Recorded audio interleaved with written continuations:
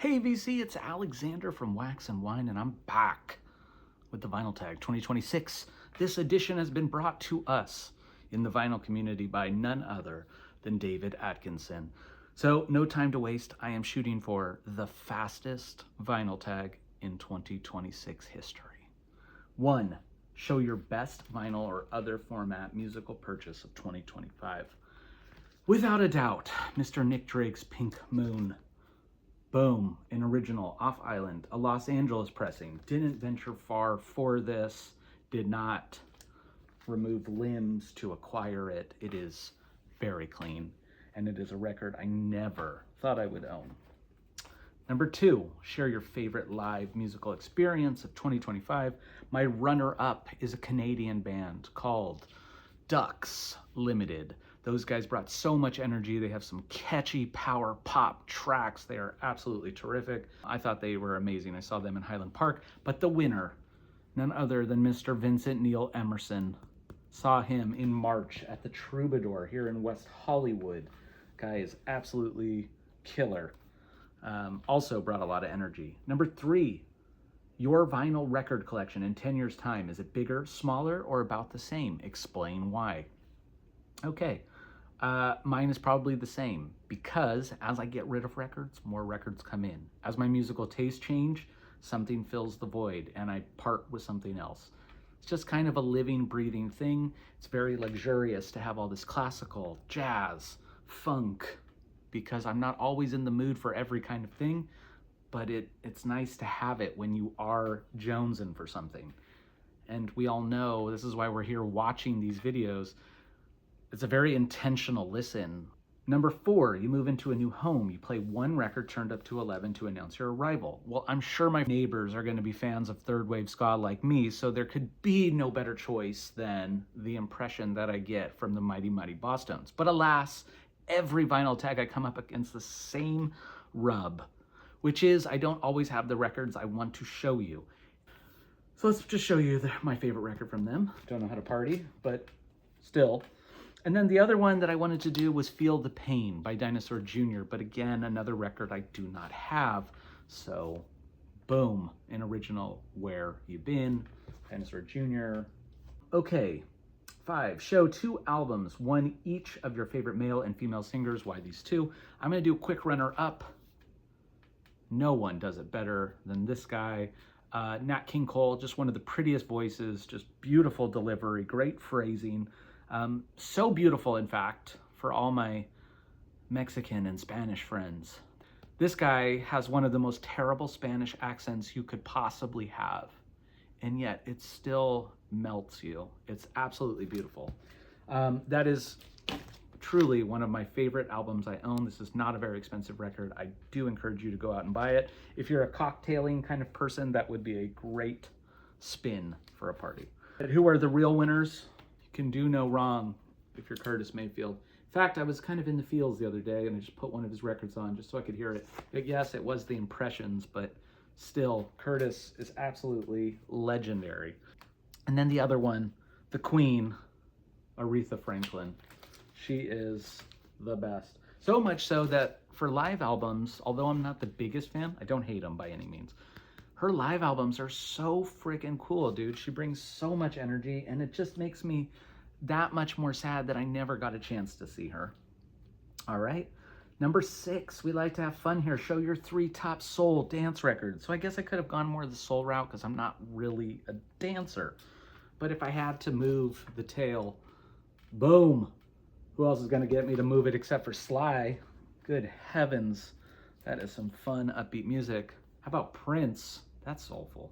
That's soulful. That's dancey. That's extraordinary. Is what that is.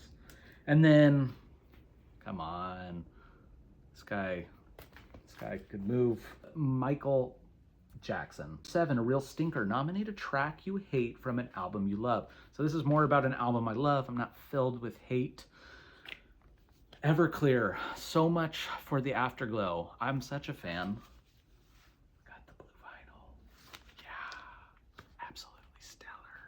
So I have this on CD, played this one to death. I have a really uncanny ability, right? I've talked about that many times. I can play the same album over and over and over and over again. It's kind of crazy. Anyways, CDs, tapes, you name it, I had it. I love Everclear. Anyways, to answer the question, there's a track called El Distorto de Melodica. It is the opening track on side 2. I think, I forgot what track number it is on the CD. But, you know, doesn't need to be there. I understand its function. It's just not my favorite for an album that's otherwise just lights out. 8. If you had to pick only one album from each of the last 6 decades, what would they be? 1960s, here we go. Van, the frickin' man, I have so many copies of his records, it's embarrassing. Astral Weeks. Could have gone with the Beatles, you know? Probably should have gone with the Beatles, but gotta be cool as I can be, you know. 70s. None can be cooler than David Bowie. So cool, he didn't even care about being cool. Ziggy Stardust. Phenomenal. I could have bookmarked this whole thing with his music. 80s. The Cure. It was either going to be The Cure or The Smiths for just stuff that I listened to exhaustively. So why not? Why not show my amazing copy of Disintegration? 90s. Boom. Nirvana. Whoa, whoa, whoa. Changed the game. Got us into grunge. Us mainstreamers, not you hip people who were way ahead of the game. And I believe that you guys do exist. I get tired of hearing about it. 2000s, Arcade Fire. Love this band. That's a very special album where it all clicked. Okay, now this next one's gonna make me look like a D-bag, but you see that I've shown multiple copies of stuff. Boom, the last one, 2010s. Could have gone many different ways. I went with The War on Drugs, Lost in the Dream. I have 7 copies of this record. I bought 7 copies. This one's sealed. I have one that's open, and I gave away 5. I gave them away as gifts. I was just so blown away and saw them live a lot in that period. Very cool. Very, very, very cool. If you get the opportunity to spend a day alone with one artist, walking a mountain trail, the beach, or hanging out in the city, who would that artist be? I want it to be a Mendelssohn or a Mozart because my love for history would make it such that, like, you kind of get into the insight of someone who's lived in a totally, you know, centuries apart kind of thing. And what's it like? What kind of food? You know, how do we dress? And what's considered normal? I think you would kind of be fascinated by that. I think most people would. And then add on the fact that these people, like, whether or not you like classical music, you're talking to probably one of the greatest of all time in that time period. So if that isn't compelling enough or isn't cool enough for you, let's do Joey Ramone. Let's keep it New York. Let's stay in New York, or let's go to a different city. But I'm not going on a mountain trail with this guy. I'm not going to the beach with him. We're gonna eat some Chinese food and we're gonna talk music. And it's just gonna be a blast. Whatever he gives me, whatever kind of mood he's in, I'm excited about it. Number 10, what would be your must-ask question?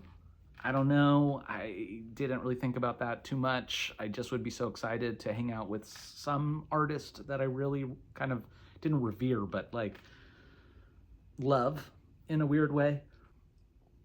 Number 11, show record that contains a track that always brings a tear to the eye. Or are you a heartless bastard? I am not a heartless bastard. I chose the Mendelssohn and Bruch Violin Concerti. So the Bruch Violin Concerto is in G minor. This will make my mother cry because it reminds her of her mother, so my grandma, my oma, because I'm Dutch. And when she starts crying, then I get emotional. This is the reason, 1, I'm not funny, but 2, I could never be a comedian because I would be one of those comedians. As soon as I see you laugh, I start to laugh. So it's the crying thing. Also works in a disgusting way too, as you can imagine. If you start to vomit, I'm gonna have a tough time. I don't know why I needed to share that, but I thought you needed to know that. Okay, number 12, show 3 albums from artists you've tried and tried to love, but you're questioning why you bother. I don't have that. I bet you if I had to really press it, I could find somebody. I have it more in the CDs, but this isn't CD tag. And so I don't really have a good answer. I thought about it, and I guess I would say Grateful Dead or Fish or a King Gizzard. I don't even have a King Gizzard album. I at least have Grateful Dead and Fish albums. It's not because I don't like the music. It's more because as someone who enjoys collecting, the idea the idea that if I loved Grateful Dead, maybe this entire shelf would be filled with Grateful Dead. And to me, that's a little daunting coming from a later point. So that's it. And that's kind of how I feel about Fish too. Not quite the output, but still like a lot going on. Number 14, if you had to sell all your vinyl along with your record player, show one album that you would hold on to as a keepsake.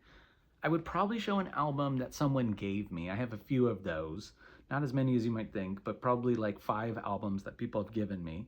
So most likely one of those, but I thought this would be a cool answer because this was very early on in my thrifting days. I love thrift stores. I love seeing what you're going to find, and I love me some Bob Dylan. And boy, do I love a Blonde on Blonde. Blood on the Tracks, Blonde on Blonde. We're kind of at the zenith, dude. We're really riding the top of his musical ability. And that's not to say that his later works are not absolutely killer, because some of those are. But this is everything I love.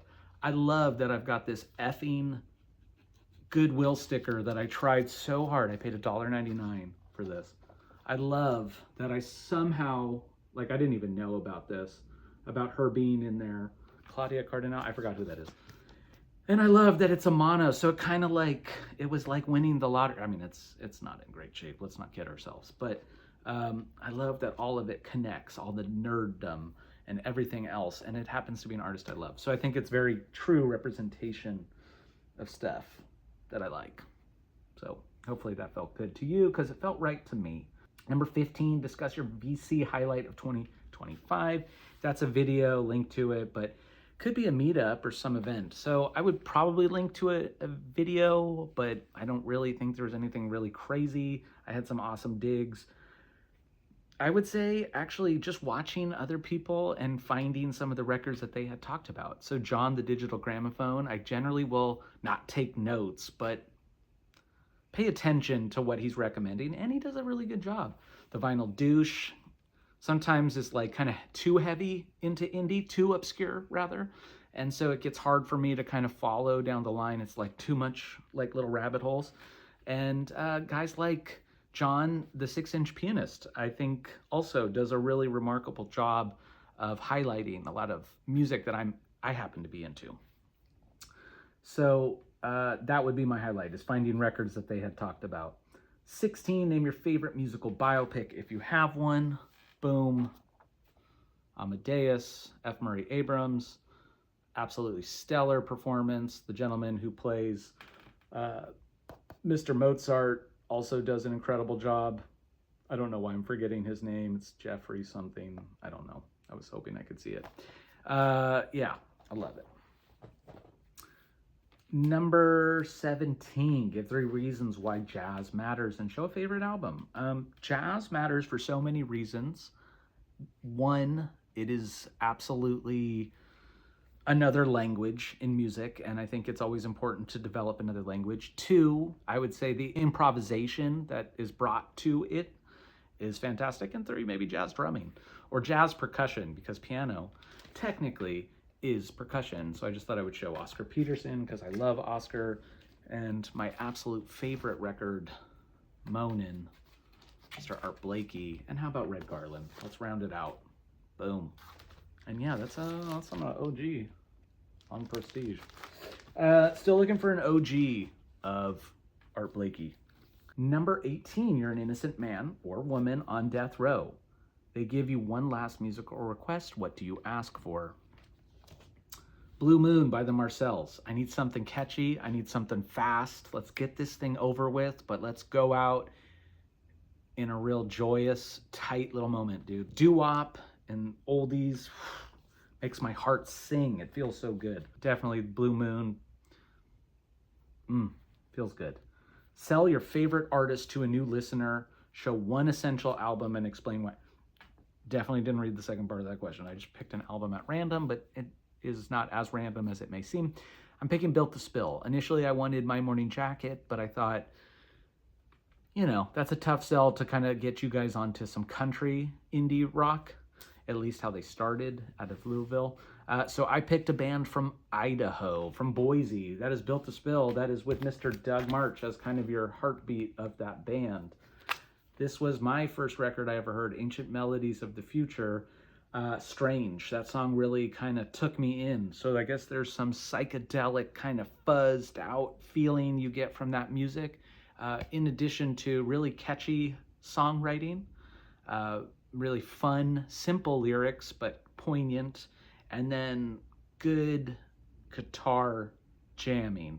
So Built to Spill's got it all. The other album, so that was my first, but very closely behind that I said, what else do these guys have? And like Dystopian Dream Girl, that's a heater. So songs like that off of There's Nothing Wrong with Love. And I hope that was enough to sell you. Number 20, you're arranging a VC meetup in 2026, excluding those you've already met. Invite 3 people you'd most like to meet. I like this because we're developing the vinyl community. I am based here in Los Angeles. We could meet somewhere in the middle, but I would meet John, the digital gramophone, talk with him a lot. There's a lot of notable people I want to meet, but I'm going to do 4. I would send over, he would come stateside, John, the 6-inch pianist, and then lastly, Lovell Carter. But I said I would throw in a bonus, so Eric Weinbender, who really I don't think makes videos anymore, but is one of my first people that I ever watched. So that would be it. That would be my meetup. That concludes the 2026 VC, so now I got to get it loaded up. Hope all is well. I am well, and I will talk to you soon.